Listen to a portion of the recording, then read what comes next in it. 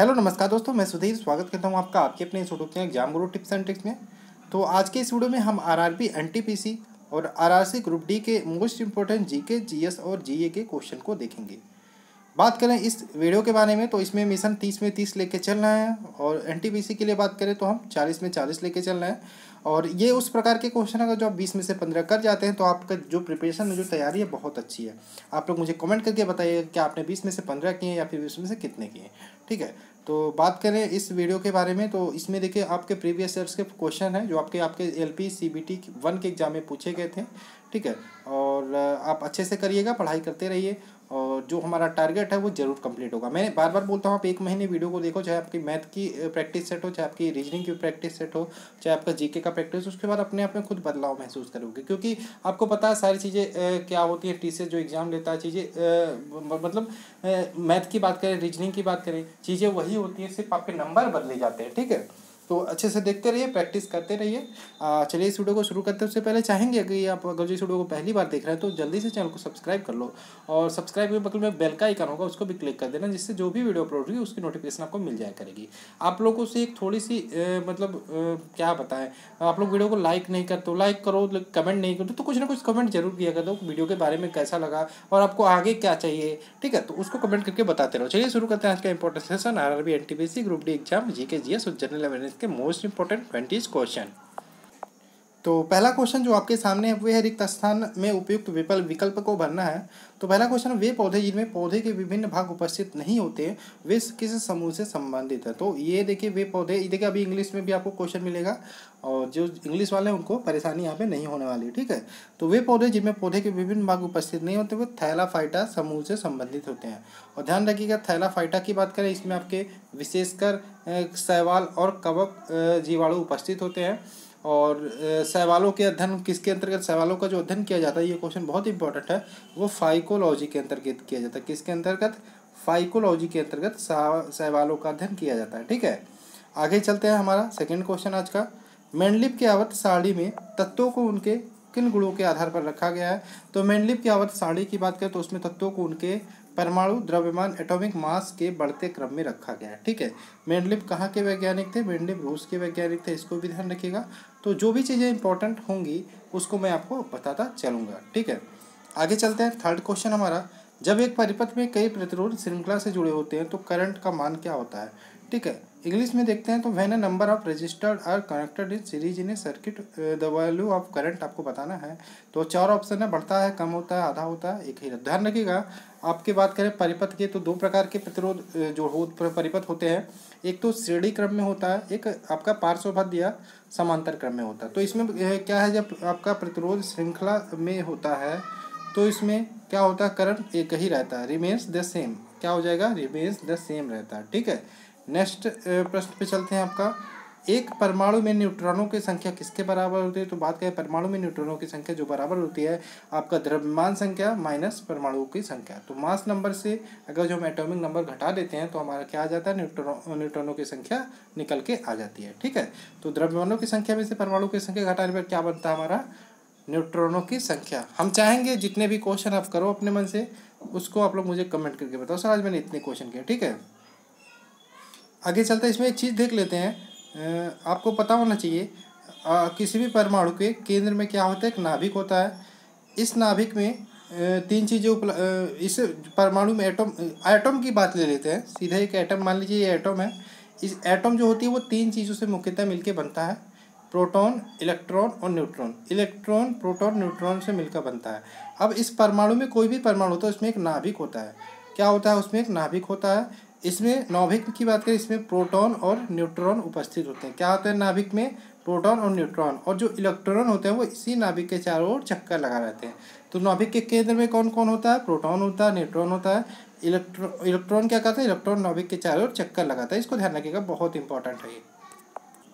यहाँ पे next question है, किस संवैधानिक कानून के माध्यम से भारत और पाकिस्तान 2 स्वतंत्र राष्ट्रों में विभाजित हुए थे।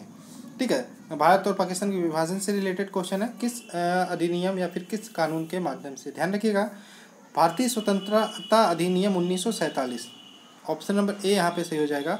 इंडिया इंडिपेंडेंस एक्ट 1947 के माध्यम से भारत और पाकिस्तान को दो राष्ट्रों में विभाजित किया गया था। और भारत और पाकिस्तान के विभाजन की बात करें तो ये धर्म के आधार पर हुआ था। किसके आधार पर हुआ था?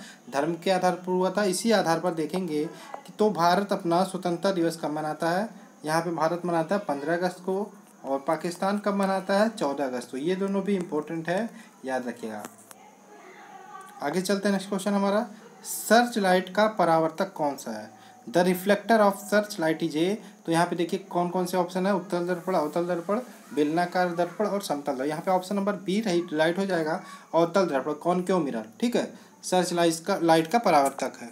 यहाँ पे बात करें अवतल दर्पण की, वो लाइट को क्या कर देता है? सिकोड़ देता है और एक जगह पे फोकस करता है। इससे क्या होता है? लाइट दूर तक जाती है। अब अवतल दर्पण के उपयोग कहाँ कहाँ पे किए जाते हैं? बात करें अवतल दर्पण के उपयोग की, तो गाड़ी की हेडलाइट में उपयोग किया जाता है, और बड़ी फोकस दूरी वाले अवतल दर्पण में दाढ़ी बनाने के काम आता है। ठीक है, और सोलर कुकर में इसका यूज किया जाता है। किसका? ये क्या करता है? प्रकाश को, सोलर कुकर में क्या करता है? लाइट आती है प्रकाश सोर्स से, उसको क्या करता है? एक जगह पे डाल देता है सारा। ठीक है, तो यही ध्यान रखिएगा। सर्च लाइट में का परावर्तक कौन सा होता है? अवतल दर्पण होता है, ऑप्शन नंबर बी। नेक्स्ट है, पानी में ब्लीचिंग पाउडर मिलाने से कौन सी गैस निकलती है? अच्छा क्वेश्चन है। पानी में ब्लीचिंग पाउडर मिलाने से यहाँ पे देखेंगे तो क्लोरीन गैस निकलती है। कौन सी गैस? ऑप्शन नंबर डी से हो जाएगा, पानी में ब्लीचिंग पाउडर मिलाने से क्लोरीन गैस निकलती है। अब देखिए क्लोरीन का प्रयोग कहाँ कहाँ पे होता है, तो क्लोरीन की बात करें, रोगाणु नाशक के रूप में पेयजल में मिलाया जाता है। इसको ध्यान रखिएगा। ठीक है, ये बहुत इंपॉर्टेंट है। चीनी को सफ़ेद करने के लिए भी आपका क्लोरीन का उपयोग किया जाता है, और उसी प्रकार से क्लोरीन कह सकते हैं एक विषैला गैस भी है। ठीक है, क्लोरीन एक विषैला गैस भी है, फिर भी हम इधर उधर यूज करते हैं। आगे चलते हैं, नेक्स्ट क्वेश्चन पे हम, निम्नलिखित में से किस अभिक्रिया द्वारा उच्च प्रतिक्रिया वाली धातुओं का निष्कासन होता है? ठीक है, तो ये आपका केमिस्ट्री का क्वेश्चन है। तो किस प्रक्रिया द्वारा होता है ये जानना जरूरी है, बहुत इंपॉर्टेंट है। तो इसमें देखेंगे ऑप्शन नंबर बी, यहाँ पे क्या हो जाएगा? इलेक्ट्रोलिसिस द्वारा उच्च प्रतिक्रिया वाली धातु का क्या होता है? निष्कासन होता है। ठीक है, तो ध्यान रखिएगा, इंपॉर्टेंट है ये भी। नेक्स्ट है, चिंतावन उपन्यास हाफ हाई वाट आई के लेखक कौन है? हाफ, इंग्लिश में पढ़ते हैं यार, हाफ ऑफ वाट आई से, इसके लेखक कौन है? तो इसको देखते हैं। तो यहाँ पे इसके जो राइटर हैं वो अनिल मेनन है। इसको ध्यान रखिएगा, अनिल मेनन इसके लेखक है। किसके? हाफ ऑफ वाट आई से। ठीक, नेक्स्ट है आपका, निम्नलिखित में से किस उत्पाद के मूल्य में वृद्धि होने के परिणाम स्वरूप कई उत्पादों के मूल्य में वृद्धि होगी, जिसका परिणाम मुद्रास्फीति होगा? तो इसमें बात करें, आप ध्यान रखिए, सोचिए इसमें से। तो 4 ऑप्शन है। पेट्रोलियम यहाँ पे आंसर हो जाएगा, क्योंकि पेट्रोलियम में अगर मान लीजिए वृद्धि होती है तो कई उत्पादों में इसके द्वारा वृद्धि हो सकती है। क्योंकि अगर जो पेट्रोलियम में वृद्धि होगी, आपके ट्रक से माल ढुलाई होती है तो ट्रकों का भाड़ा बढ़ेगा, और आपके जो भी माल ढुलाई होती है उसमें असर पड़ेगा। तो इसको ध्यान रखिएगा। ठीक है, मुद्रास्फीति में इसका असर पड़ता है। किसके मूल्यों में वृद्धि से? पेट्रोलियम के मूल्यों में वृद्धि से। नेक्स्ट है, उस धातु का नाम बताइए। क्या क्वेश्चन है? उस धातु का नाम बताइए जिसे चाकू से आसानी से काटा जाता है। तो ध्यान रखिएगा, ये बहुत ही फेमस क्वेश्चन है। तो ये सोडियम है, ऑप्शन नंबर ए राइट होगा। सोडियम ऐसा धातु है जिसे चाकू से काटा जा सकता है आसानी से।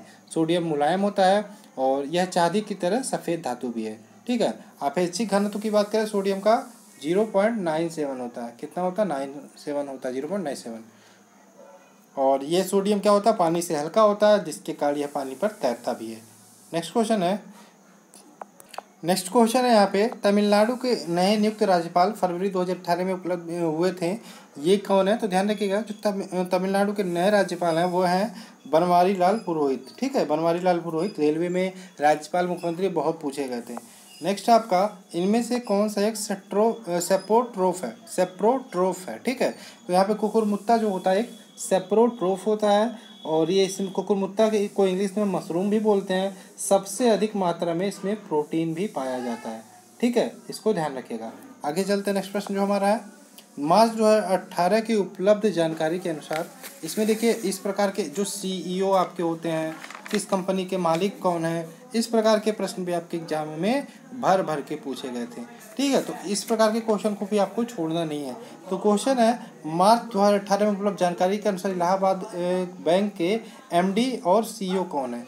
तो यहाँ पे मार्च 2018 के अनुसार पूछा है, इसको ध्यान रखिएगा। तो यहाँ पे उस टाइम अरुंधति भट्टाचार्य थी। ठीक है, उस टाइम कौन थी, अरुंधति भट्टाचार्य थी। करंट में कौन है, इसको आप देख लीजिएगा। ठीक है, करंट में सारे बैंकों के देख लीजिएगा। संवेग के गुणनफल को किस रूप में व्यक्त किया जाना चाहिए। तो ध्यान रखिएगा, संवेग बराबर होता है वेग गुणे द्रव्यमान। ठीक है, क्या होता है वेग गुणे द्रव्यमान, तो mass into velocity. Option number C यहाँ पे राइट हो जाएगा। संवेग बराबर मास इंटू वेलोसिटी, वेग गुणे द्रव्यमान होता है। निम्नलिखित में से कौन सा अम्ल लाल चींटियों में उपस्थित होता है। ठीक है, बहुत ही अच्छा क्वेश्चन, ये क्वेश्चन कई बार पूछा गया है।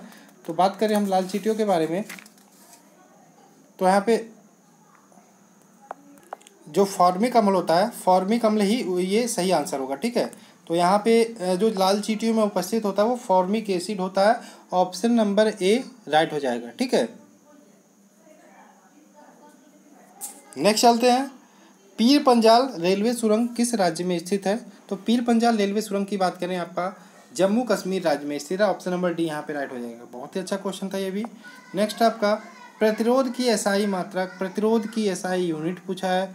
तो प्रतिरोध की एसआई यूनिट क्या होती है, ओम। यूनिट सारे आप याद कर लीजिएगा। ठीक है, तो प्रतिरोध की एसआई यूनिट क्या हो जाएगी, ओम हो जाएगी। नेक्स्ट है ऑक्टेपस वर्गीकरण के न्यूलैंड लॉ, बहुत ही अच्छा क्वेश्चन है ये, में अंतिम तत्व कौन सा है। ठीक है, ऑक्टेपस वर्गीकरण में न्यूलैंड लॉ के निम्नलिखित में से कौन सा। देखिए ये भी आपके क्वेश्चन, दो क्वेश्चन आपके कहाँ से आ गए, आवर्त सारणी से आ गए, इसलिए आवर्त सारणी को छोड़ना नहीं है। तो इसमें जो लास्ट या फिर कह सकते हैं अंतिम तत्व है वो थोरियम है। ठीक है, ऑप्शन नंबर बी यहाँ पे राइट हो जाएगा और न्यूलैंड के अष्टक नियम से है, तो ध्यान रखिएगा। तो ध्यान आपसे चाहेंगे इस वीडियो को अच्छे से लाइक करो। आप लोग बताना जरूर कितने क्वेश्चन आप लोगों ने किया, और अगर जो आपने 15+ किया है तो आपकी तैयारी बहुत अच्छी है। और चलिए वीडियो को लाइक करना मत भूलिएगा। मिलते हैं नेक्स्ट वीडियो में। जय हिंद दोस्तों, जय भारत।